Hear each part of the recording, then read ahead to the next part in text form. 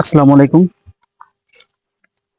দর্শক, আজকে আপনাদের এমন একটা জিনিস নিয়ে আসছে আপনাদের দেখানোর জন্য, যেটা আপনারা কথায় কথায় বলেন, মুখে মুখে, যে কোনো সময় যে কোনো জায়গায় বলে ফেলেন।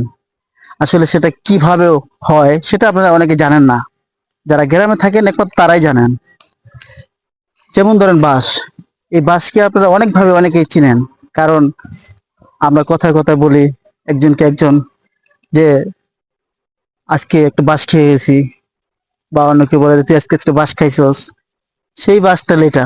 আসলে বাঁশের কিন্তু কোনো বীজই হয় না, দানা হয় না। এই বাঁশ উৎপাদন হয় বাঁশ থেকেই বাঁশ। এই বাঁশের গোড়া মাটিতে পুঁতলেই আরেকটি বাঁশ হয়। আসলে এই বাঁশের কথা বলে শেষ করা যাবে না। বাঁশ আমাদের অনেক কাজে লাগে। বাঁশ সবচেয়ে